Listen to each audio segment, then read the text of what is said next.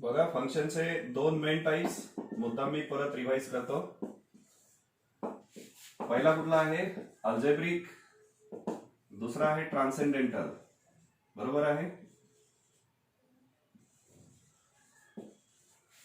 Algebraic मध्ये पहिला आहे पॉलिनॉमियल. पॉलिनॉमियलचे types constant function, linear. Constant म्हणजे y is equal to constant. Linear म्हणजे x चा पॉवर 1 असतो त्या फंक्शन मध्ये हायेस्ट पॉवर. त्यानंतर क्वाड्रॅटिक म्हणजे हायेस्ट पॉवर 2 असतो त्या पॉलिनॉमियलचा. त्याच्यानंतर आयडेंटिटी.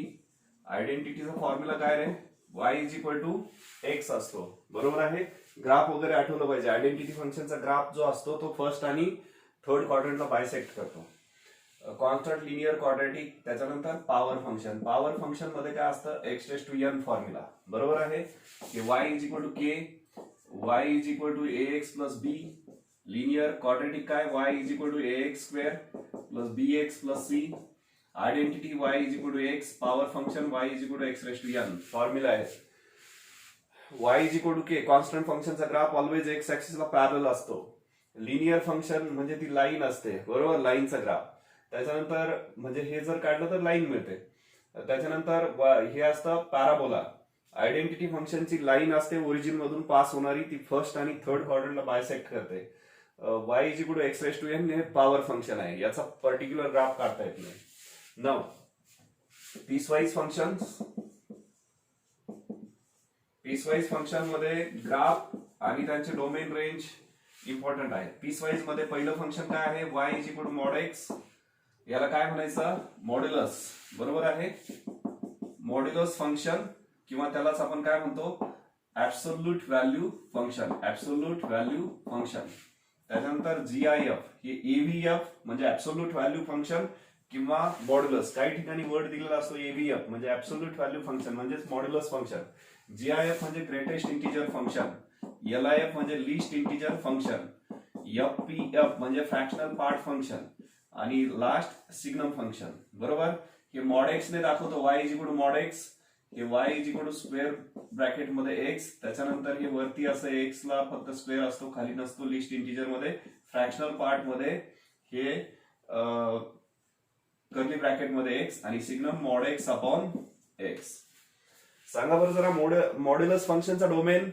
मॉड्युलस फंक्शनचा डोमेन काय असतो, ऑल रिअल नंबर्स. आणि रेंज काय असते त्याची, रेंज करेक्ट.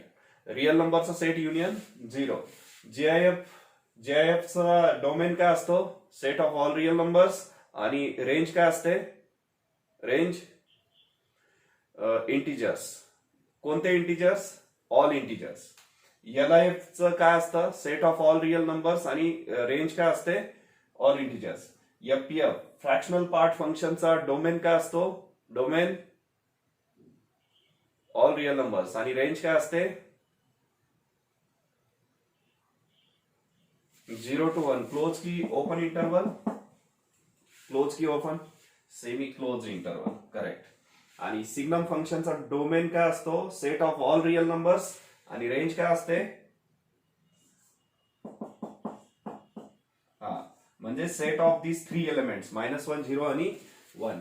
नाव ट्रान्सेंडेंटल मध्ये बघितलं आपण. ट्रान्सेंडेंटल मध्ये काय, y is equal to sine x. पहिलं trigonometric function. y is equal to cos x, y is equal to tan x, y is equal to cot x, y is equal to sec x, y is equal to cosec x. Sine एक्सचा domain काय असतो, sign एक्सचा domain आणि range माहित पाहिजे. याचे graph तर तुम्हाला माहितच पाहिजेत कसे आहेत. झोपेत उठवलं तरी ग्राफ कळायला पाहिजे, तर तुम्ही प्रिपेअर करता. इव्हन सीईटी साठी सुद्धा अलग लक्षात, ग्राफ माहित पाहिजेत. परफेक्ट 6 फंक्शनचे डोमेन आणि रेंज परफेक्ट माहित पाहिजे. y is equal to sine X. Domain काय याचा, डोमेन ऑल रिअल नंबर्स. आणि रेंज काय येते, रेंज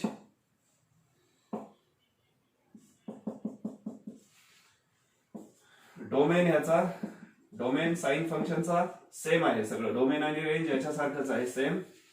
याचा ग्राफ ओरिजिन मधून पास होतो, याचा ग्राफ ओरिजिन मधून पास होत नाही कॉस एक्सचा. टॅन एक्स, टॅन एक्सचा डोमेन काय, domain set of real numbers minus set of 2n minus 1 pi by 2 n belongs to, हा n काय असतो इंटिजर, करेक्ट. ओके. त्याच्यानंतर त्याची रेंज काय असते, range set of all real numbers. कॉटेक्सचं डोमेन आर मायनस कुठे नॉट डिफाईन्ड होतं, n pi, n belongs to i, n हा इंटिजर आहे. आणि रेंज काय असते याची, range set of all real numbers. त्याच्यानंतर सेकेक्सचा डोमेन कुठे कुठे डिफाईन होतो सेकेक्स, आणि नॉट डिफाईन्ड कुठे कुठे होतो, नॉट डिफाईन्ड होतो ना आर मायनस, कुठे कुठे नॉट डिफाईन्ड होतो सेकेक्स. तुम्हाला ते आठवलं पाहिजे, मी असं तुम्हाला एका व्हिडिओ लेक्चर मध्ये दाखवलेलं आहे. हे 1 0 0 1 -1 0 0 -1, पहिली व्हॅल्यू कॉसची, दुसरी व्हॅल्यू साईनची. पहिली व्हॅल्यू कॉसची असते, दुसरी साईनची. म्हणजे कॉस आणि साईन. तर कॉस सेक म्हणजे कॉसचा रेसिप्रोकल असतो, बरोबर आहे. मग 1/cos 1/1 इथं डिफाईन होतो, इथं 1/0 इथं डिफाईन होत नाही, ह्या दोन ठिकाणी डिफाईन होत नाही. म्हणजे इथं रोटेशन जेवढं काही घ्याल तुम्ही तिथं तो डिफाईन होत नाही, बरोबर आहे. म्हणजे π/2 च्या इंटिग्रल मल्टिपलला तो डिफाईन होत नाही. म्हणजे आर मायनस त्याचा डोमेन काय येणार, R minus 2n minus 1 into π/2 n belongs to i. हा, आणि रेंज काय असते याची, रेंज तो वरती यू येतो, खाली यू येतो, मधला एक पार्ट कॉस त्याच्या रेसिप्रोकल साठी सोडलेला असतो ग्राफ वरून, आलं लक्षात. तर ओपन इंटरवल बिटवीन -1 and 1 हे सबट्रॅक्ट केलेलं असतं आर मधून, बरोबर आहे. रेंज मध्ये आर मधून हा पार्ट सबट्रॅक्ट केलेला असतो, बरोबर, रेंज. ओके. आता कोसेकचा डोमेन काय, कोसेकचा डोमेन ते पण कुठे डिफाईन होत नाही, सगळ्या रिअल नंबरवर डिफाईन होतं आर वर, पण कुठे डिफाईन होत नाही, कोसेक म्हणजे 1/sin, म्हणजे इथे डिफाईन होत नाही 1/0, आणि इथे डिफाईन होत नाही. म्हणजे या दोन ठिकाणी, म्हणजे पायचे इंटिग्रल मल्टिपलला डिफाईन होत नाही. म्हणजे इथं काय येतं, हे n पाय, बरोबर आहे ना, n pi, n belongs to i, हे सबट्रॅक्ट करावे लागतात कारण तिथे डिफाईन होत नाही कोसेक फंक्शन. आणि रेंज काय येते याची, याची पण रेंज काय होतं, तो मधला पार्ट काढून टाकावा लागतो, बरोबर. यू शेप मध्ये ग्राफ येतात खाली वरती, आणि तो मधला त्याचा रेसिप्रोकल साइन वाला असतो, तर तिथे त्याचा ग्राफ येत नाही. म्हणजे इथे रेंज काय येते, R minus open interval between -1 and 1. तर हे डोमेन, रेंज आणि ग्राफ मी जसं बोर्डवर लिहिलं, कुठे पाहून लिहिलं नाही, कारण हे डोक्यामध्ये सगळं स्कॅन झालेलं आहे. ग्राफ कसा येतो त्याचा ते व्यवस्थित समजलेलं आहे, म्हणून लिहिता येतं. तसं तुम्हाला परफेक्ट तेवढंच समजलं तर परीक्षेला येईल. आलं लक्षात, अनालिसिस एवढंच करता यायला पाहिजे. आठवलं का इथपर्यंत सगळं, हे बोर्डवर जे आहे लिहिलेलं हे सगळं झालेलं आहे फंक्शनचा पार्ट. तुमच्या टेक्स्टबुक नुसार मी क्लासिफिकेशन दिलेलं नाही, तुम्हाला एकदम परफेक्ट क्लासिफिकेशन दिलंय, म्हणजे कोणत्याच एक्झामसाठी प्रॉब्लेम येत नाही. आणि समजलं का, ठीक आहे. आता पुढचे फंक्शन्स बघायचे आहेत ते इनव्हर्स फंक्शन, पण ते इनव्हर्स फंक्शनच्या अगोदर आपल्याला इनव्हर्स फंक्शन म्हणजे काय नेमकं ते बघायचंय. त्याच्या अगोदर मग आता इथे बघा, ट्रान्सेंडेंटल मध्ये मी पुसतो थोडंसं पार्ट. ट्रान्सेंडेंटल मध्ये पहिलं फंक्शन झालेलं आहे आपलं, हे झालंय सगळं वरचं. त्याच्यानंतर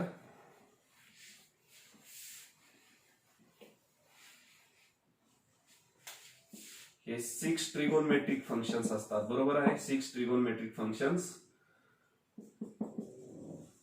त्याच्यानंतर 6 इनव्हर्स ट्रिगोनमेट्रिक फंक्शन्स.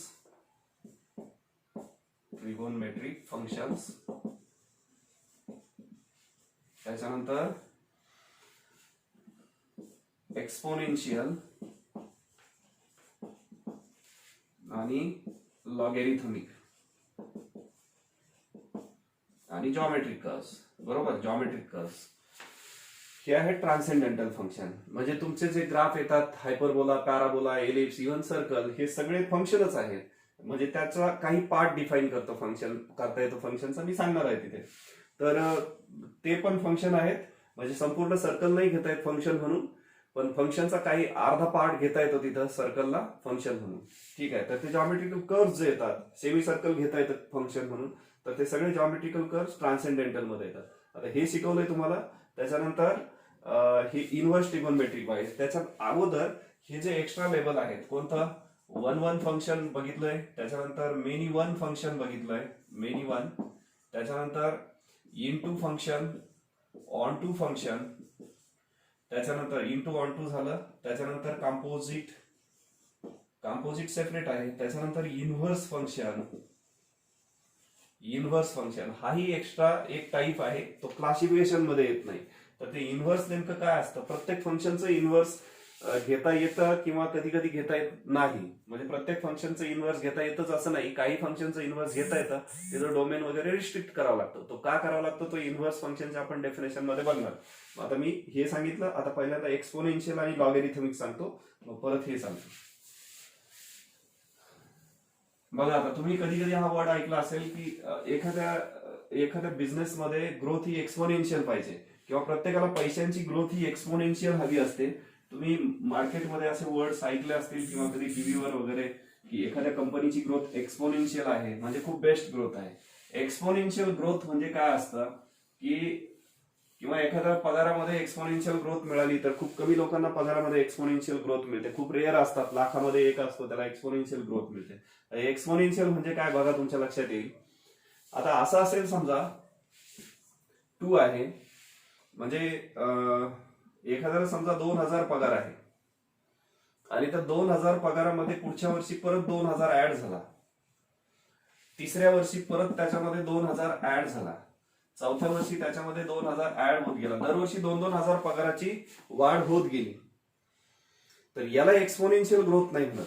समजा एखाद्याला 2000 पगार आहे, पुढच्या वर्षी त्याचा इथं दुप्पट होते बघा, ह्या पगाराची याची दुप्पट होते इथे. समजा ही दुप्पट होत गेली पगाराची, अगदी दुप्पट जरी झाली, पहिल्या वर्षी 2000 पगार आहे, दुसऱ्या वर्षी 4000 आहे, तिसऱ्या वर्षी 8000 आहे, चौथ्या वर्षी 16 आहे. पण इथं जर असेल, एखाद्याला समजा 2000 पगार आहे आणि त्याची एक्सपोनेन्शियल ग्रोथ इथे 2000 आहे, त्याचा स्क्वेअर, 2000 चा क्यूब, 2000 चा 4th पॉवर, 2000 चा 5th पॉवर, अशी ग्रोथ होत गेली, तर ही एक्सपोनेन्शियल ग्रोथ म्हणतात. म्हणजे एक्सपोनंट आहे त्याला. तर एक्सपोनेन्शियल ग्रोथ ही खूप वेगाने होते, लक्षात ठेवा. म्हणजे पॉवरच वाढत जातो त्याचा, समजलं. तर आता हे एक्सपोनेन्शियल फंक्शन काय असतं, तर एक्सपोनेन्शियल फंक्शन म्हणजे त्याचा ग्राफच तसा येतो की तो एकदम वेगाने उंच जातो ग्राफ, आणि जेवढा वरती जाईल तेवढं त्याची ग्रोथ. म्हणजे आता हे बिझनेस मध्ये जी ग्रोथ असते, समजा हे मोठे बिझनेस जे आहेत, समजा आता अंबानी आहेत, समजा त्यांचे वडील धीरूभाई अंबानी, ते पेट्रोल पंपावर कामावर होते, म्हणजे एकदम सामान्य माणूस होते, पण त्यांच्या बिझनेसमध्ये जी ग्रोथ झाली, ते जगातले श्रीमंत व्यक्तींपैकी एक आहेत. का तर त्यांच्या बिझनेसमध्ये जी ग्रोथ झाली ती कशी झाली, एक्सपोनेन्शियल ग्रोथ झाली. आलं का लक्षात. आता ऍक्च्युली हे मॅथचे सगळे ऍप्लिकेशन असतात डे टू डे लाईफ मध्ये, आणि मी बरेच वेळा ऍप्लिकेशन करत असतो. तुम्हाला मी सांगेल म्हणजे की आता सध्या जो जमाना आहे, ऍक्च्युली तुम्ही जर मॅथ व्यवस्थित समजून घेतलं तर, पूर्वी बघा मी कॉलेजला असताना पार्ट टाइम वगैरे जॉब करायची जर वेळ आली तर फिजिकली जाऊन पार्ट टाइम जॉब करायचा असेल, म्हणजे तुम्ही कुठं विद्यार्थी असताना तुम्हाला असं वाटलं की पार्ट टाइम आपण पैसे कमावेत, किंवा कुणालाही पार्ट टाइम जॉब करायचा असेल तर तिथं फिजिकली जाऊन प्रेझेंट राहावं लागतं. आज मला वाटतं जगातली सगळ्यात बेस्ट गोष्ट असेल सध्या पैसे कमावण्यासाठी, की कोणी विचार पण केला नसेल पूर्वी 10 वर्षापूर्वी की लोक ऑनलाईन पैसे कमवू शकतात. म्हणजे ऑनलाईन की सोशल मीडियाचा वापर करून इतर खूप साऱ्या गोष्टी असतात, फक्त समजून घ्याव्या लागतात गोष्टी. आणि ज्याला मॅथ्स पण येतं हे गोष्टी समजून घेत असतो, मला वाटतं त्याच्या लाईफमध्ये काही प्रॉब्लेम येत नाही. कारण 3 गोष्टी असतात जीवन जगण्याच्या, 3M. कोणते 3M? म्युझिक, मेडिटेशन आणि तिसरं आहे मॅथमॅटिक्स. मी काय म्हटलं ऐकलं का तुम्ही? पहिलं काय आहे? म्युझिक, दुसरं आहे मेडिटेशन, आणि तिसरं आहे मॅथमॅटिक्स. 3M ज्याला हे परफेक्ट येतात, म्हणजे तुम्हाला म्युझिकचा आनंद घेता येतो, मेडिटेशन करता येतं व्यवस्थित, आणि मॅथ्स पण व्यवस्थित अप्लाय करता येतं लाईफमध्ये, त्याच्या लाईफमध्ये खूप मजा असते, लक्षात ठेवा. मी तुम्हाला दाखवेल याच्यामध्ये. मी पार्ट टाइम म्हणण्यापेक्षा मी बऱ्याच वेळा लोक मोबाईलमध्ये बघत असतात व्हॉट्सअप.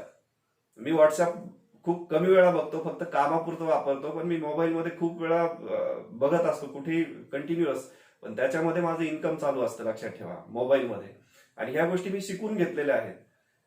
दर दर दिवशी म्हणजे मोबाईलमध्ये कधी मला म्हणजे मिनिमम ₹500 तर मिळतातच मोबाईल मधून डेली. मी कमावतोय पैसे, लक्षात आला. कधी मी 4,000 कमावतो दिवसाला, कधी 5,000, कधी 2,000, कधी 3,000, कधी ₹500, कधी लॉस मध्ये असतात.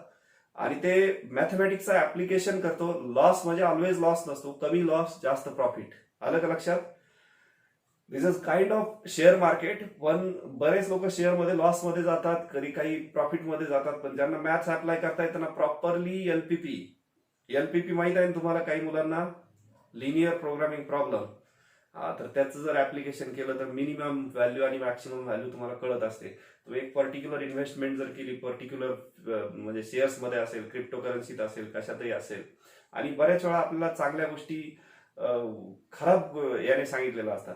म्हणजे कुठलीच गोष्ट खराब नसते ना. क्रिप्टो करन्सी खराब आहे, ना शेअर मार्केट खराब आहे, ना आणखी काही गोष्टी आहेत त्याच्यावर त्या खराब असतात असं नाही.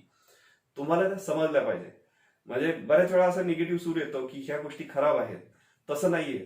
म्हणजे खूप लॉस मध्ये घेऊन जातात कधी कधी, पण तुम्ही तेही बघितलं पाहिजे खूप प्रॉफिट मध्ये. म्हणजे असं आहे की एखादी गोष्ट, सकाळी मी एक बातमी वाचली की त्याच्यामध्ये ते वडिलांचे म्हणजे त्याने काय केलं, त्या मुलाने, तो इंजिनियर होता, त्याने खूप पैसे घेतले आणि ते शेअर मार्केटमध्ये टाकले. त्याने आईला पण मारून टाकलं आणि स्वतःही आत्महत्या केली, कारण त्याला जगण्यात इंटरेस्ट नाही राहिला.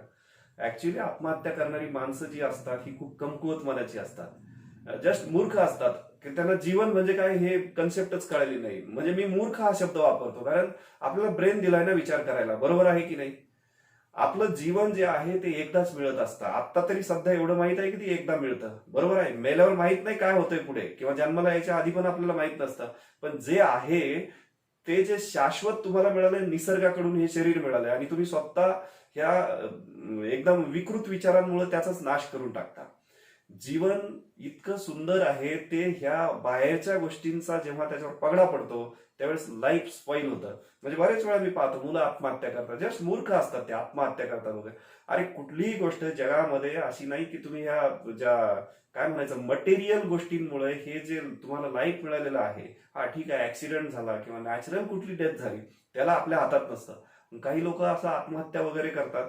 त्यांना म्हणजे पर्टिक्युलरली टीनेजर्स तुम्ही जे असता ना, या मुलांना प्रॉपर नॉलेज नसतं. पण कधी कधी मोठी माणसं आत्महत्या करतात, त्यांची अक्षरशः दया येते. कारण एका विशिष्ट एज नंतर तुम्हाला मॅच्युरिटी येते ना, तुम्हाला ते विचार जे आहेत, जे एकदम शाश्वत विचार आहेत, ते शाश्वत विचार तर तुमच्या मनावर बिंबवले गेले पाहिजे ना. ह्या ज्या मटेरियल गोष्टी आहेत ह्या तुमच्या लाईफवर इफेक्ट नाही करू शकत. तुम्ही ऐकताय का मी काय बोलतोय ते?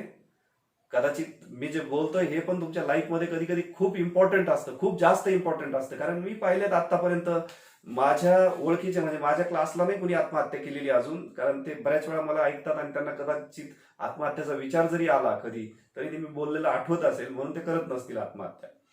पण मी बऱ्याच वेळा पाहिलंय माझ्या शेजारच्या क्लासमधले किंवा इतर क्लासमधले किंवा माझ्या ओळखीचे ज्या मुलांना मी ओळखतो त्यांनी आत्महत्या केलेली आतापर्यंत 15 ते 20 आकडा असेल माझ्या करिअरमध्ये, की मुलांनी आत्महत्या केलेली आहे 12वीचा रिझल्ट लागल्यावर वगैरे, किंवा रिझल्टच्या अगोदर, किंवा इव्हन शिक्षकांनी पण आत्महत्या केलेली आहे. म्हणजे मीच कॉलेजमध्ये असताना एकदम जे आमचे आदर्श शिक्षक वाटायचे, शिकवायला खूप सुंदर होते वगैरे, खूप चांगलं बोलायचे वगैरे, पण त्यांनी जीवनातल्या प्रॉब्लेम्सला कंटाळून एक दिवस आत्महत्या केली होती.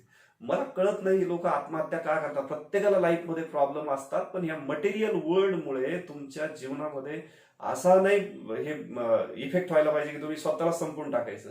हे शरीर म्हणजे सगळ्यात मोठं the best technology on the planet आहे. लक्षात येत आहे तुमच्या? हे शरीर म्हणजे कुठलंही मशीन त्याला रिप्लेस करू शकत नाही, मानव निर्मित, आणि ते तुम्ही त्याचा नाश करून टाकता. सगळ्यात महत्वाची गोष्ट काय आहे की जगातलं सगळ्यात बेस्ट मशीन काय असू शकेल, काय असू शकेल? जर भले किती जगातला श्रीमंत माणूस असू द्या, एलॉन मस्क असू द्या, तो ड्रायव्हरलेस कार बनवू द्या, काही बनवू द्या, किंवा तो मंगळावर जाऊ द्या मंगळावर जाऊ द्या, शनीवर जाऊ द्या, कोणत्याही ग्रहावर जाऊ द्या, किती बेस्ट टेक्नॉलॉजी असू द्या, किती पैसे असू द्या कुणाकडे, पण जगामध्ये जे सगळ्यात बेस्ट मशीन आहे ते मशीन म्हणण्यापेक्षा काय त्याला अप्रतिम आहे ते, आणि ते म्हणजे आहे आपला ब्रेन. आणि त्या ब्रेनवर चालतं आपलं शरीर, आणि हे अप्रतिम आहे. आणि तुम्ही काही थोड्याशा पैशांच्या चणचणीमुळे किंवा कुठल्या एखाद्या काही मूर्ख माणसांच्या टोमण्यांमुळे किंवा जीवनामध्ये जे day to day life problems असतात, जे थोडेसे ते आपल्याला सॉल्व्ह करायचे असतात, ते प्रॉब्लेम फेस करत असताना तुम्हाला कंटाळा येतो त्याच गोष्टींचा, आणि मग तुम्हाला वाटतं आता लाईफमध्ये नवीन काहीच नाही करण्यासारखं, आणि मग लोक काय करतात किंवा लोक काय म्हणतील, काही लोकांना असं वाटत असतं की मी आज असं केलंय किंवा माझ्या लाईफमध्ये असं घडलंय, मग 4 लोक काय म्हणतील. अरे 4 लोक पण मूर्खच असतात, लक्षात ठेवा. हे मूर्ख लोक काय म्हणतील. जे चांगले लोक असतात ना, त्यांना कुणाला नावं ठेवण्यासाठी वेळच नसतो, आणि जे लोक असतात नावं ठेवायला आणि त्यांचा तुम्ही विचार करता, आणि हे स्वतःचं the best technology on the planet जी आहे ते तुमचं शरीर आहे, आणि ते संपून टाकता. हे सगळ्यात मूर्खपणा असतो, आणि हा कशामुळे आलेला असतो. ग्रोथ केलेली नसते. कारण तुमचा जो, जसं बघा, तुम्ही नवीन लॅपटॉप किंवा मोबाईल आणता, खूप भारी आणता, बरोबर आहे ना. खूप एखादा 1.5-2 लाखाचा लॅपटॉप किंवा मोबाईल आणला, कोरा असतो एकदम, बरोबर आहे ना. त्याच्यामध्ये तुम्हाला सांगतात ते याच्यामध्ये सिम कार्ड टाकावं लागेल किंवा मेमरी कार्ड टाकावं लागेल, किंवा त्याची जी मेमरी दिलेली असते इनबिल्ट, आणि मग त्या मेमरीमध्ये तुम्हाला काय काय भरायचं असतं. मग तुम्ही जर त्याच्यामध्ये एकदम मालवेअरच भरलं, खराब खराब गोष्टी भरत गेलात, तर ते एक दिवस करप्ट होऊन जातं, बरोबर आहे. तो मोबाईल किंवा लॅपटॉप किती भारी असेल, कम्प्युटर, तरी तो करप्ट होऊन बंद पडतो, बरोबर की नाही. त्याच्यात खराब गोष्टी भरल्या, खराब सॉफ्टवेअर, खराब मालवेअर भरलं, तर ते बंद पडून जातं. लाईक दॅट तुमच्या ब्रेनमध्ये हा कोरा आहे, एकदम कॅनव्हास आहे. जसं एखादा कोरा कॅनव्हास दिलेला असतो तुम्हाला, एकदम कॅनव्हास माहित, आणि चित्रकार त्याच्यावर चित्र काढतो, कोरा कॅनव्हास असतो. मग त्याच्यावर तुम्हाला नुसते शिंतोडे उडवायचे चिखलाचे वगैरे, की एकदम सुंदर रंग घेऊन तिथं सुंदर ब्रशने एकदम अप्रतिम कलाकृती साकारायची, ते तुमच्यावर डिपेंड असतं. मग तसंच आहे, तुमचा ब्रेन म्हणजे कोरा कॅनव्हास आहे, आणि त्याच्यामध्ये तुम्ही चांगल्या गोष्टी भरल्या तर चांगल्या गोष्टी घडत जातात, खराब गोष्टी भरल्या तर मग तुमच्या आयुष्यामध्ये खराब गोष्टी घडत जातात. आलं का लक्षात. तर हे असं असतं, लाईफ हे कधी असं स्पॉइल नाही झालं पाहिजे की त्या खराब विचारांमुळे तुम्हाला असं लाईफ संपवायचा विचार दूर दूरपर्यंत मनामध्ये नाही आला पाहिजे. जग खूप मोठं आहे, ह्या जगामध्ये खूप साऱ्या अपॉर्च्युनिटीज आहेत, आणि काही लोक जे ऑलरेडी एकदम त्याला मी असं मॅन्युफॅक्चरिंग डिफेक्ट नाही म्हणणार, पण त्यांच्या डोक्यामध्ये मालवेअर भरलेलं असतं. मालवेअर कळतंय ना तुम्हाला. मालवेअर म्हणजे जे व्हायरसेस वगैरे येतात आपल्या मोबाईलमध्ये वगैरे, तेव्हा मालवेअर म्हणतो, बरोबर आपण, बरोबर आहे ना. ते मालवेअरने विकृत झालेले असतात, आणि त्याच लोकांमुळे ते त्यांचा इफेक्ट सोडत असतात आपल्यावर. आपण ते घ्यायचं की नाही आपल्यावर डिपेंड असतं. आपण जर घेतलं ते तर आपण पण तसंच होणार, आणि आपण रिफ्लेक्ट करून लावलं तर आपल्या लाईफमध्ये काही फरक पडत नाही. आपल्याला तेवढी ताकद दिलेली आहे निसर्गाने, त्या निसर्गाने दिलेल्या ताकदीचा वापर करायचा असतो. मग ते ज्ञान मिळवण्यासाठी असो किंवा कुठलीही गोष्ट, आपल्याला जी चांगली गोष्ट आहे ती घेण्यासाठी आपण स्वतः कमीत कमी 1 तास विचार करायला किंवा 10 मिनिट स्वतःविषयी विचार करायला द्यायला पाहिजे दररोज. की नुसताच लोकांचा इफेक्ट होतोय आपल्याला, लोक काय म्हणतात त्यांचंच ऐकायचं, त्याच्यावरच विचार करायचा. लोक बोलत असतात आजूबाजूला आपल्या, आपण त्याच्यावरच विचार करत असतो. कुणी काही बोललं की त्याच्यावर विचार करत असतो आपण. आता इव्हन मी जे बोलतोय त्याच्यावर पण तुम्ही विचार करत असणार किंवा करणार, काही मुलं नक्कीच करणार. पण मीच जर खूप खराब गोष्टी बोललो तर तुम्ही त्याच्यावर पण विचार करणार. मग कोणत्या गोष्टींवर विचार करायचा याची सदसद विवेक बुद्धी आपल्याला दिलेली आहे. चांगल्या गोष्टींवर विचार करा, मग त्याला मेडिटेशन म्हणायचं. ऍक्च्युली मेडिटेशन म्हणजे असं नाही का नुसतं तुम्ही जाऊन बसलात असं मांडी घालून 2 हात गुडघ्यावर ठेवून असे बोटं करून बसलात आणि निगेटिव्ह विचारांचं चालू आहे सगळं डोक्यामध्ये, सगळे निगेटिव्ह विचार चालू आहेत, नुसते ये जा करतायत आणि त्याचं चिंतन करत बसलं. त्या मेडिटेशनचं काही यूज आहे का? मेडिटेशन म्हणजे तुम्ही ज्या गोष्टी तुमच्या डोक्यामध्ये नकारात्मक आहे ती नकारात्मक ऊर्जा फेकून देता बाहेर, आणि एकदम सॉलिड जी पॉझिटिव्ह एकदम सुंदर ऊर्जा आहे ती ऊर्जा तुम्ही आतमध्ये घेत असता. विचार मंथनच चालू असतं ते, किंवा एकदम एकतर ती एकदम हाय लेवलची प्रोसिजर असते की तुम्ही मेडिटेशन करता म्हणजे तिथे तुम्ही एकदम ब्लँक होता, की तिथे कुठलाही थॉट येत नाही, थॉट जात नाही. ते एकदम हायेस्ट लेवलचं मेडिटेशन झालं की तुम्ही एकदम प्युरेस्ट फॉर्म मध्ये येतात. जसं लहान बाळ असतं ना, त्याला बघा तुम्ही एकदम ते क्षणात रडतं आणि क्षणात हसतं, क्षणात खुश होतं आणि क्षणात थोडंसं दुःखी होतं. खूप दुःखी कधीच होत नाही लहान बाळ. होतं कधी खूप दुःखी, एकदम दुःखाने बसलंय ते दिवसभर असं एकदम दुःखी होऊन बसलंय, असं कधी बघितलं का लहान बाळ? कधीच नसतं. ते थोड्या वेळासाठी त्याला जे पाहिजे त्या गोष्टीसाठी ते आरडाओरडा करतं. फक्त थोडा वेळ ते दाखवतं दुःखी आहे, पण ते कधी दुःखी नसतं, ते सतत हसत असतं. त्याचा कॅनव्हास कोरा असतो, ही विकृत विचार त्याच्यापर्यंत गेलेला नसतात. आपण जर थोडा वेळ मेडिटेशन मध्ये त्या फेज मध्ये गेलो थोड्या वेळासाठी, की आपल्याला जो बाहेरच्या एनर्जीचा इफेक्ट होतोय तो पॉझिटिव्ह होतोय की निगेटिव्ह होतोय, आपल्या लाईफमध्ये जे चाललंय ते बरोबर चाललंय का, हे जर अनालिसिस करायचं असेल तर स्वतःसाठी कमीत कमी 10 मिनिट वेळ द्यायला पाहिजे, किंवा कमीत कमी 1 तास तरी माणूस एकटा पाहिजे 24 तासातला, की तो एकटा म्हणजे फक्त स्वतःविषयी विचार करेल. 10 मिनिट ते 1 तास तुम्ही फक्त स्वतःविषयी विचार करायला पाहिजे. समाज म्हणजे तुमच्यासाठी, समाज किंवा इव्हन घरातल्या व्यक्ती सुद्धा तुमच्यासाठी काहीच नाही पाहिजे त्यावेळेला. तुम्ही फक्त स्वतःचं, मग तो स्वतःविषयी विचार कशासाठी? निगेटिव्ह थॉट्ससाठी नाही, पॉझिटिव्ह थॉट्ससाठी, की स्वतःला तुम्ही ग्रो कसं करू शकाल, खूप चांगल्या वेमध्ये ग्रो कसं करू शकता. त्यासाठी 1 तास ते 10 मिनिट वेळ पाहिजे तुमच्याकडे. तेव्हा लाईफमध्ये खूप चांगल्या गोष्टी घडत असतात. पण कंटिन्युअस फक्त लोक काय म्हणतात आणि त्याच्यावरच तुम्ही विचार करत असाल तर खूप अवघड गोष्टी होऊन जातात पुढे. लक्षात आलं का? Come to the point. काय सांगत होतो मी? काहीतरी मार्केट विषयी सांगत होतो. हा, तर ह्या ज्या गोष्टी सांगतोय मी कशासाठी, की निगेटिव्ह. आता समजा एखाद्या व्यक्तीचा ऍक्सिडेंट झाला रस्त्यामध्ये जाताना, तर त्या सकाळच्या बातमीमध्ये असं होतं की शेअर मार्केट जपून करा.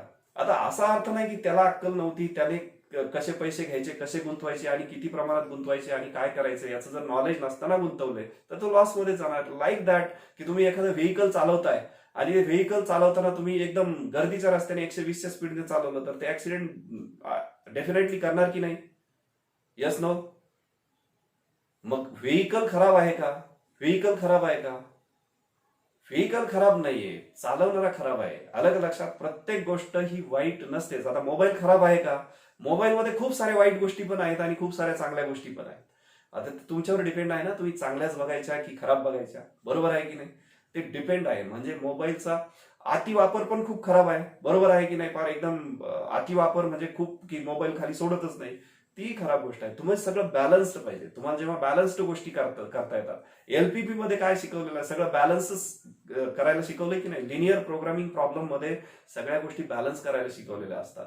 मिनिमम व्हॅल्यू, मॅक्सिमम व्हॅल्यू, मधली ऍव्हरेज व्हॅल्यू काय घ्यायची बिझनेसमध्ये ते ठरवायचं असतं आपण. अलग लक्षात. त्याच गोष्टी अभ्यासात पण लागू होतात, त्याच गोष्टी सगळीकडे लागू होतात. तर आता जी ही फेज आहे ना, याच्यामध्ये असं जर कोणी विमनस्क अवस्थेत कोणी आत्महत्या करत असेल तर ही सगळ्यात खराब गोष्ट आहे. कारण नॉलेज आज इतक्या पटकन तुमच्याकडे येतं. चांगल्या वाईट गोष्टी चांगल्या घ्यायच्या असतात तुम्ही फक्त. म्हणजे प्रत्येक गोष्ट एवढी इझी झालेली आहे आजच्या याच्यामध्ये की इतकं इझी काहीच नव्हतं. आता तुमचा स्वतःचा प्रत्येकाचा पर्सनल मोबाईल आहे, की आम्ही कॉलेजमध्ये असताना घरामध्ये लँडलाईन फोन असणं म्हणजे एक स्टेटस होतं. लक्षात येते तुमच्या? आम्ही 10वी-11वीत असताना ज्या घरामध्ये लँडलाईन फोन आहे कॉमन सगळ्यांचा, ते म्हणजे स्टेटस होतं की ते श्रीमंत घरची लोक आहेत की त्यांच्या घरामध्ये फोन आहे. लक्षात येते? मग त्याला ते बिल वगैरे भरणं वगैरे त्यांना अफोर्ड होतं, त्यांना फोन घेणं अफोर्ड होतं. आज तुम्हाला सगळं पर्सनल आहे, नॉलेज पण पर्सनल आहे, म्हणजे याच्यामध्ये ग्रोथ पण पर्सनल आहे. ह्या गोष्टी कुणी सांगत नाही. सांगणारेही खूप आहेत, पण तुम्ही ते घेणारे किती आहे, म्हणजे तुमचा घ्यायचा वे कसा आहे ते माहित नाही. म्हणजे सांगणारे खूप आहेत, चांगलंही आणि वाईटही. तुम्ही ठरवायचं काय घ्यायचं काय नाही घ्यायचं ते. ठीक आहे, आता बरंच बोललो. Come to the point. काय बघत होतो आपण?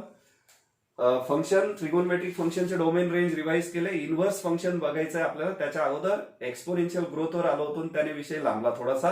तर एक्सपोनेन्शियल फंक्शन बघायचं आपल्याला. हे एक्सपोनेन्शियल फंक्शन, तर तुमच्या बिझनेसमध्ये नेहमीच एक्सपोनेन्शियल ग्रोथ झाली पाहिजे हे लक्षात ठेवा. मग तिथे काय करायचंय? तुम्ही एलपीपीचं ऍप्लिकेशन करू शकता. त्याच्यानंतर बरेच सारे फंक्शन्स पण आहेत, तर त्याच्यामध्ये तिथं ऍप्लिकेशन करून तुमच्या बिझनेसमध्ये ग्रोथ करू शकता. आपण त्याच्यावर नंतर तुमची परीक्षा वगैरे झाल्यावर बोलूया. पण आता सध्या बघूया कोणतं फंक्शन? एक्सपोनेन्शियल.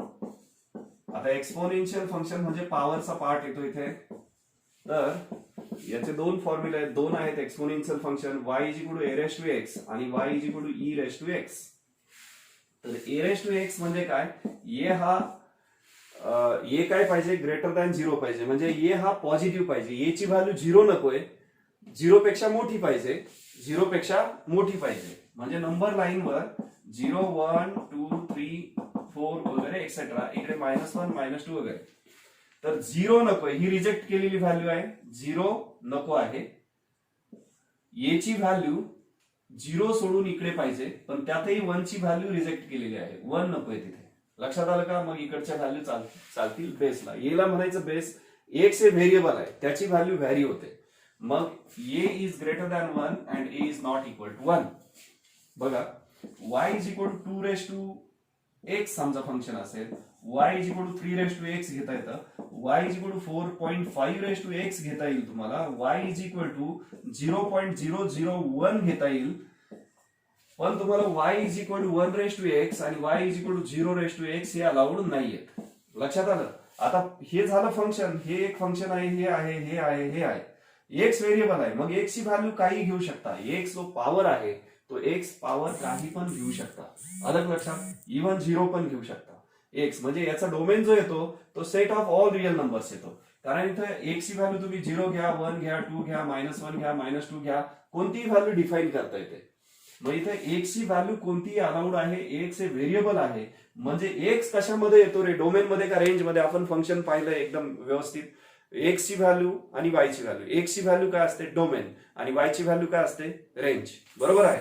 तर इथे वाय ची व्हॅल्यू, इथे एक्स ची व्हॅल्यू 0 पुट केली, ती कॅल्क्युलेट केल्यावर वाय ची मिळणार. म्हणजे बघा इथे 0 पुट केलं तर वाय ची व्हॅल्यू 1 मिळणार आहे. ही एक ऑर्डर पेअर मिळेल. इथे व्हॅल्यू 1 पुट केली तर वाय ची व्हॅल्यू 2 मिळणार आहे. इथे व्हॅल्यू 2 पुट केली एक्स ची तर वाय ची व्हॅल्यू किती मिळणार आहे? 2⁻²⁴ मिळणार आहे. अशा ऑर्डर पेअरने पॉइंट प्लॉट करून करून जो काही ग्राफ असेल तो फंक्शनचा ग्राफ मिळेल. समजलं? मग एक्स डोमेन काय येतो? एक्सपोनेन्शियल फंक्शनचा set of all real numbers. तिथे सगळीकडे डिफाईन होतं. फक्त इथे हा जो बेस आहे याला आपण बेस म्हणतो. हा जो बेस आहे, हा बेस काय घ्यायचा? Always base. म्हणजे इथं हा रेंज मध्ये येत नाही. तुमच्या लक्षात येतंय का? मी रेंज विषयी बोलत नाहीये. रेंज म्हणजे एक्स ची व्हॅल्यू आहे. सॉरी, डोमेन विषयी बोलत नाही. हे मी डोमेन विषयी बोलत नाही. डोमेन म्हणजे एक्स ची व्हॅल्यू. रेंज म्हणजे वाय ची व्हॅल्यू.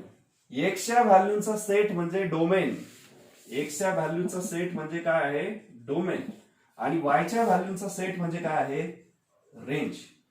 पण हा जो बेस घ्यायचा असतो आपल्याला तो फिक्स असतो प्रत्येक फंक्शनसाठी. इथे मी खूप सारे फंक्शन्स लिहिलेत एकाच टाईपचे.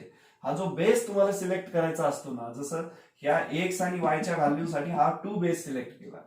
मी इथं 3 बेस सिलेक्ट करू शकतो, 5 सिलेक्ट करू शकतो, 4.5 सिलेक्ट करू शकतो. फक्त बेस काय नसतो? 0 आणि 1 नसतो. आलं का लक्षात? त्याचा बेसचा डोमेन आणि रेंजशी काही संबंध नाही. लक्षात आलं का? ओके. डोमेन आणि रेंज, एक्स म्हणजे डोमेन आणि वाय म्हणजे रेंज. फक्त हा जो बेस आहे हा कॉन्स्टंट आहे. ते कॉन्स्टंट म्हणजे एका फंक्शनसाठी तो जेव्हा ते फंक्शन घेणार तुम्ही त्या फंक्शन मध्ये त्याची व्हॅल्यू ती फिक्स असणार आहे. ती व्हॅरी होणार आहे का? नाही. व्हॅरी कोण होणार? फक्त एक्स आणि वाय हे 2 व्हेरिएबल. एक्स आहे डोमेन, वाय आहे रेंज. हा जो बेस घेतलाय तो बेस हा फिक्स्ड कॉन्स्टंट असणार आहे. इथं तो आता आर्बिट्ररी कॉन्स्टंट आहे, लेटरने दाखवलाय. कारण प्रत्येक फंक्शनसाठी तो वेगवेगळा असेल. अलग लक्षात? पण एका फंक्शनसाठी डोमेन आणि रेंजच्या व्हॅल्यू खूप साऱ्या वेगवेगळ्या येतात. मग आता इथे सांगा ह्याचा डोमेन आणि रेंज काय येते? तुम्ही काही घेऊ शकता. जिथे डिफाईन होत आहे तर ते कशाला डिफाईन होतं? याचा डोमेन काय आहे? Domain set of all real numbers घेऊ शकता. समजलं का? Set of all real numbers. कोणताही पॉवर घ्या, फक्त इंटिजरच नाही, कुठलाही पॉवर घ्या. 0.2 घ्या, कुठलाही घ्या, कुठलाही घ्या. रेंज काय येईल त्याची? रेंज सुद्धा काय येऊ शकते? कोणताही रिअल नंबर येऊ शकतो तिथे. अलग लक्षात? कोणताही रिअल नंबर येऊ शकतो. पण जेव्हा एक्स ची व्हॅल्यू इथे काय असेल? समजा जर बेसला असं नाही झालं पाहिजे, फक्त 1 समजा x⁻⁴ -3 घेतला तर ही 1/a³ होईल. इथे काही फरक पडतो का? 0 तर आपण घेतच नाही ना. बरोबर आहे? 0 आपण घेत नाही. 0चा कोणताही पॉवर काय असतो रे? 0चा कोणताही पॉवर काय असतो? 0² 0⁻³ कोणताही पॉवर काय असतो? 0. आणि 0चा 0 पॉवर मात्र डिफाईन करता येत नाही. 0चा 0 पॉवर हा डिफाईन करता येत नाही. नॉट डिफाईन्ड, इनडिटर्मिनेट फॉर्म असतो. लक्षात ठेवा. तर इथे याचा डोमेन आणि रेंज काय आहे? RR आहे. त्याच्यानंतर ए ची व्हॅल्यू a greater than 0 आणि 1 नसा, ए पेक्षा मोठी, 0 पेक्षा मोठी पाहिजे. ती 1 आणि 0 नको आहे. समजलं? आता याचा ग्राफ कसा येतो? याचा ग्राफ बघूया थोडासा. मी एक कोणतंही फंक्शन घेतो. मीटिंग संपायला किती वेळ आहे? हा ठीक आहे, मी रिजॉईन करतो मीटिंग.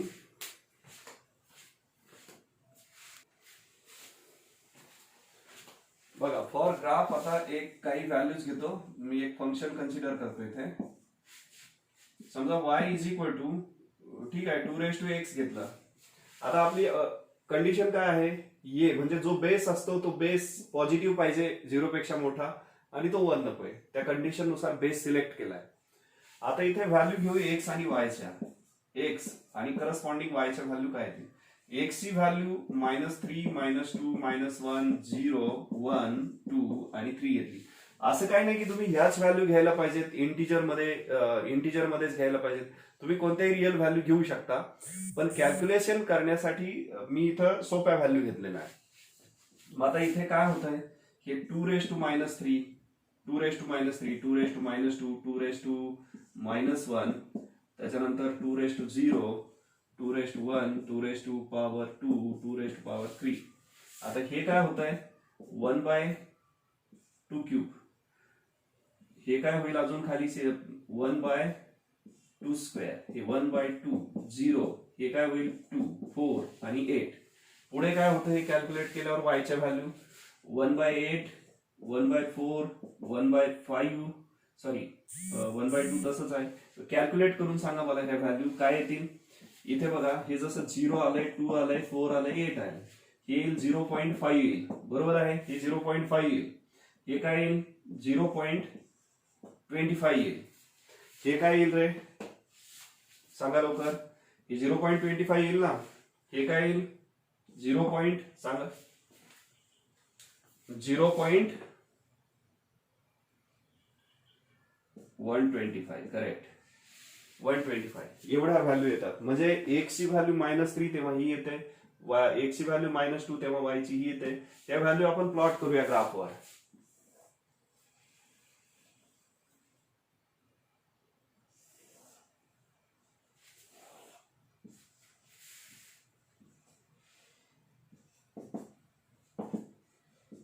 (1, 2, 3) -1, -2, -3. इथे 0 आहे. आता तिकडे 8 पर्यंत व्हॅल्यू आहेत. 1, 2, 3. हा बोला.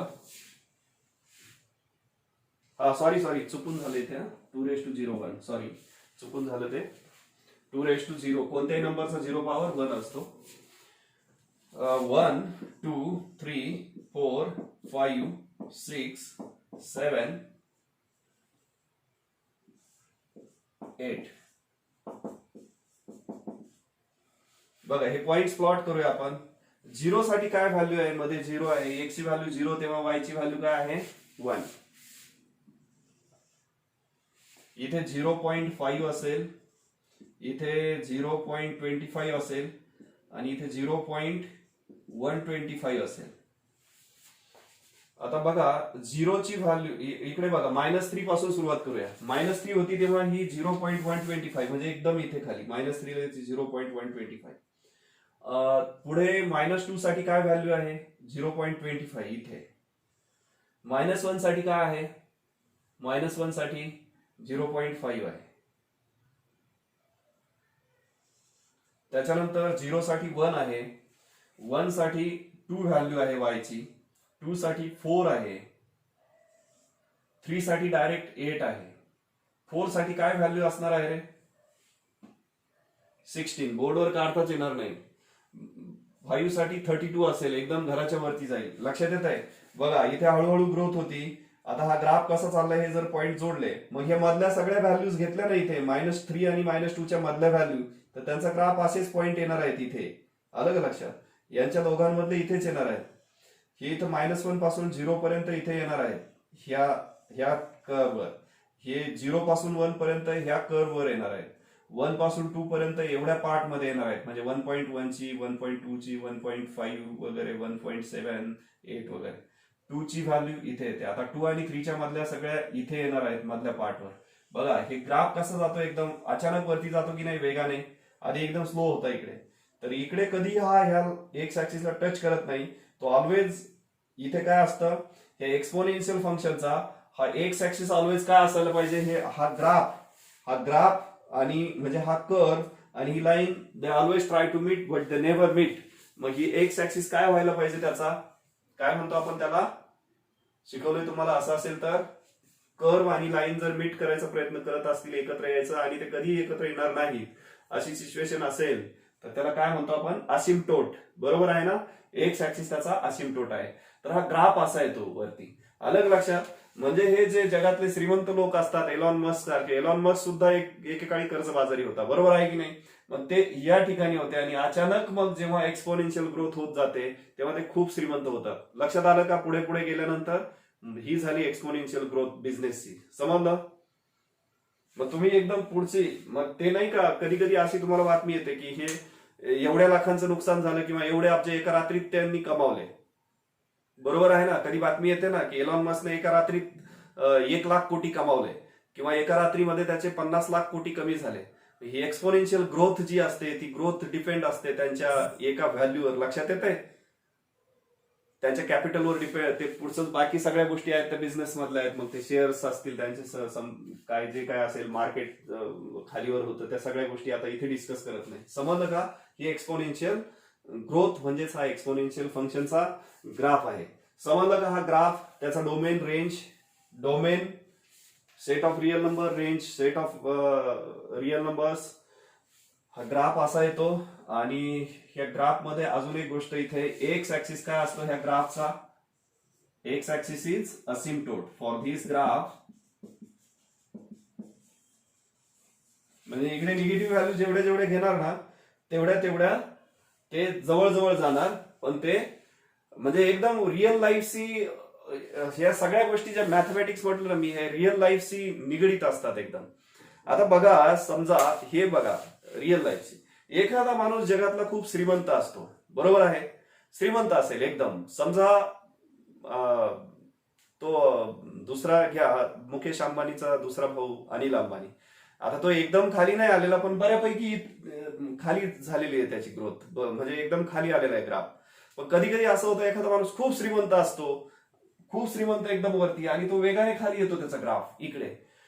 पण बघा, तो इथे खाली खाली येतो, पण हा जो ग्राफ आहे ना, इकडे खाली गेल्यानंतर बघा तो एकदम जसा इकडे वेगाने वरती गेला तसा इथे जेव्हा निगेटिव्ह व्हॅल्यूज मध्ये जातो तेव्हा तो ह्या लाईनला कधीच टच करत नाही. म्हणजे असं होत नाही कधी की त्याला खायला अन्नच मिळणार नाही.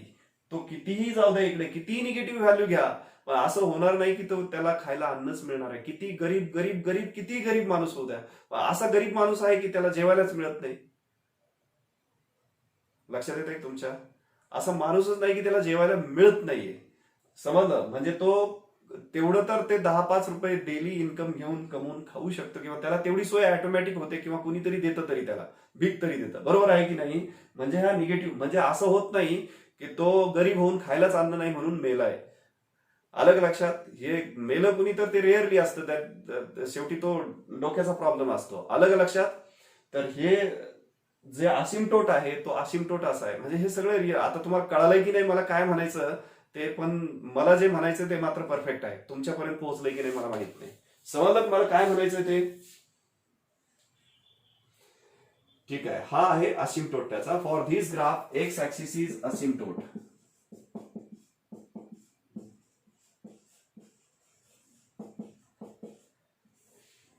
बिझनेसशी रिलेटेड आहे, आपल्या व्यवसायाशी. व्यवसाय कितीही खाली गेला तरी तो माणूस कधीही नॅचरली मरणार नाही जोपर्यंत तुम्ही स्वतःला मारत नाही तोपर्यंत. समजलं का? Always remember this graph. बिझनेसमध्ये पुढे गेल्यानंतर अप अँड डाऊन झाले तुमच्या डे टू डे लाईफ मध्ये, किंवा तुमच्या इतर कुणाचे होत असतील, खूप कुणी विमनस्क अवस्थेत असेल तर त्याला हा ग्राफ दाखवा. हे कुणी मरत नाही, लक्षात ठेवा. श्रीमंताचा किती गरीब माणूस झाला तरी तो कधीही नॅचरली अन्ना वाचून मरणार नाही. अलग लक्षात? प्राणी पक्षी वगैरे यांच्यासाठी बँक बॅलन्स नसतो, लक्षात ठेवा. Yes no?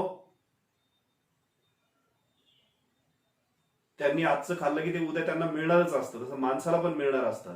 कुठला प्राणी पक्षी आत्महत्या करताना पाहिला का तुम्ही? एखादा कावळा आहे त्याला खायलाच भेटत नाही, आत्महत्या केली त्याने आज. किंवा एखादा कुत्रा आहे रस्त्यावरचा त्याने आत्महत्या केली, असं ऐकलंय कधी? बघितलं की तुम्ही? किंवा एखादा कुत्रा, जसं माणूस स्वतःचा गळा दाबून किंवा पंख्याला फॅनला गळ्या दोरी अडकून आत्महत्या करतो किंवा स्वतःवर गोळी झाडून घेतो, तसा एखादा डॉग वगैरे बघितला का भिंतीला धडका मारतोय, आज त्याला मरायचंय, स्वतःला आत्महत्या करतोय? पाहिलं का रे कोणी? नाही. मग हे माणसाच्या बाबतीत काय घडतं? कारण त्याला जो ब्रेन दिलेला आहे ना तो खूप सुपेरियर आहे. The best technology on the planet आहे तो. तो तुम्ही जेवढा विकृत कराल तेवढा विकृत होईल, तुम्ही जेवढा बेस्ट बनवाल तेवढा तो बेस्ट होईल. आलं का लक्षात? हे डिपेंड आहे तुम्ही काय ठेवायचं. तो सुंदर कॅनव्हास आहे आणि त्याच्यावर तुम्हाला कसे रंग भरायचे तुम्ही ठरवायचं. एखाद्याला कॅनव्हास दिला आणि त्याने त्याच्यावर चिखल शेणच फेकायला सुरुवात केली, चित्र होईल का तयार? नाही होणार. त्याच्यामध्ये सुंदर रंग भरले तर खूप ते जगामध्ये अप्रतिम पेंटिंग होईल, की जगामध्ये त्याला व्हॅल्यूच नाही, असं की त्याला काय म्हणतो, अमूल्य पेंटिंग तयार होईल. तसंच आहे, ते डिपेंड आहे तुमच्यावर काय करायचं ते. Write down.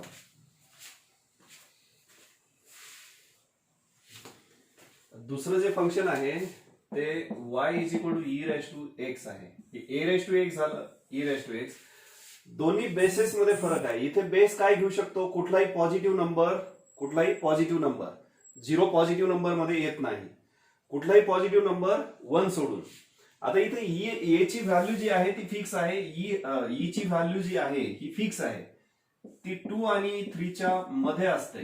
2 आणि 3 च्या मध्ये असते आणि ती व्हॅल्यू 2 आणि 3 च्या मध्ये दाखवली, पण ती इरॅशनल नंबर आहे. ती फिक्स म्हणजे फिक्स आहे ती, पण त्याच्या पुढे जे डिजिट येतात ना, त्या डिजिटमुळे काय होतं, ते किती लांब डिजिट गेले तर ते काय होतं, कमी जास्त होते. म्हणजे तुमच्या लक्षात येते का? मला पायची व्हॅल्यू सांगा बरं काय आहे.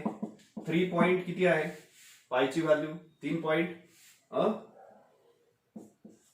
पुढे काय आहे अजून? 16 बरोबर. पुढे काहीतरी 28 एक्सेट्रा. आता मला पण पुढचे डिजिट एक्झॅक्टली आठवत नाही, पण हे पुढे पुढे असे जातात. आता अशी व्हॅल्यू लिहिली, फक्त 3.1 लिहिली आणि पुढचे जे डिजिट आहेत ते आपण कन्सिडर नाही केलंय, तर 3.1 एकदा फिक्स घेता येते, पण हे 4 घेतलं तर आणखी तिची प्लेस बदलते. म्हणजे नंबर वेगळे नाहीत, हा इरॅशनल नंबर आहे, एकच आहे, लक्षात ठेवा. तो पुढचे डिजिटमुळे त्याची जागा हे होत नाही मागे पुढे, तो फिक्स आहे. पुढचे डिजिट जे आहेत ना, फक्त ते काय होतात, व्हॅरी होत जातात. त्याच्यामुळे ते इन्फिनिट व्हॅरी होतात, पण एक अप्रॉक्सिमेट त्याची व्हॅल्यू आपल्या नंबर लाईनवर फिक्स करता येते. त्याची 2 आणि 3 च्या मध्ये आहे, तर ती 2.8182 अप्रॉक्सिमेटली एवढी व्हॅल्यू आहे. ती इन्फिनिट इरॅशनल नंबर आहे तो. लक्षात आलं? Irrational number. आता ही व्हॅल्यू कशामुळे येते, तर सिक्वेन्स अँड सिरीज मध्ये e raise to x expansion दिलेलं आहे तिथे, तर तिथे एक्सच्या व्हॅल्यूज ज्या दिलेल्या आहेत, त्या एक्सच्या व्हॅल्यूज वरून तिथं ते फॅक्टोरियल नोटेशन वगैरे दिलेलं आहे तुम्हाला, त्याच्यावरून ती व्हॅल्यू काढता येते. ती युलर म्हणत नाही ऍक्च्युली, हा जो मॅथमॅटिशियन आहे त्याला याचं युलर वाटतं तुम्हाला प्रोनाउन्सिएशन, त्याला ऑयलर म्हणतात. अलग लक्षात. ऑयलर ह्या मॅथमॅटिशियनने हा कॉन्स्टंट शोधून काढला, त्याचं एक्सपान्शन आहे सिक्वेन्स अँड सिरीज मध्ये, त्याच्यावरून ती व्हॅल्यू येते. त्याचा प्रूफ आहे ऍक्च्युली सिक्वेन्स सिरीज मध्ये, तर त्याची व्हॅल्यू 2 आणि 3 च्या मध्ये येते. लक्षात ठेवा, इरॅशनल नंबर आहे, फिक्स आहे. समजलं? एवढं लक्षात घ्या आता फक्त. परत ते सिक्वेन्स सिरीजच्या रिव्हिजन मध्ये मी तुम्हाला सांगेल तिथे कशी येते ती व्हॅल्यू, त्याचा प्रूफ काय आहे.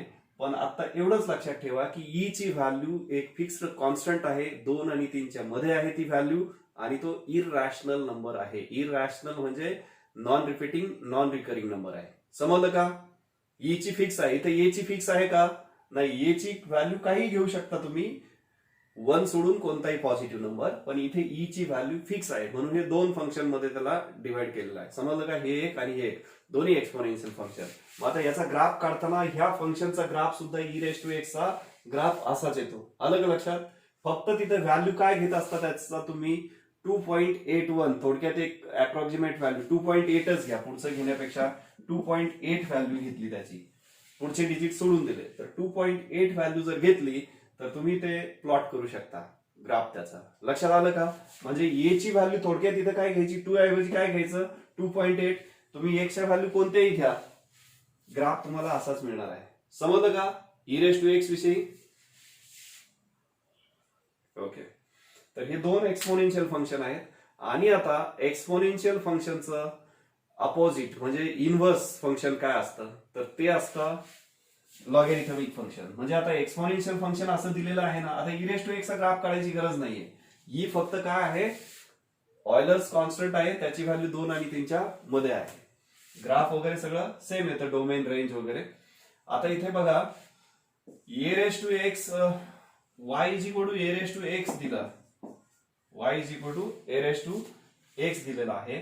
तर इथं आपल्याला उलट घ्यायचंय log x y is equal to log x to the base a. Log x to the base a हे आहे लॉगॅरिथमिक फंक्शन. आता ज्या वेळेस आपण लॉगॅरिथमिकचा एक्सपोनेन्शियल फॉर्म करतो तर इथं वेगळं आहे. लॉगॅरिथमिक तुम्हाला लॉगचे रूल शिकवलेले आहेत मी. तर तिथे एकटा जो नंबर असतो त्याचा आपण काय घेतो लॉग, आणि हा जो बेस असतो तो बेस इथे लिहितो आणि एक्स. तुम्ही म्हणाल हे तर x is equal to log of y to the base a आहे, मग हे y is equal to log of x to the base a कसं काय? तर हे ऍक्च्युली काय आहे, हे वायला इक्वेट केलं याच्याशी. लक्षात आलं? वायला फक्त इक्वेट केलं log x to the base a. याचा ग्राफ जो येतो तो उलटा येतो, इनव्हर्स येतो असा. ठीक आहे. आता हे उद्या याचा ग्राफ वगैरे बघूया आपण डिटेलमध्ये. लॉग फंक्शनचा वेळ किती राहिला मला बघूया.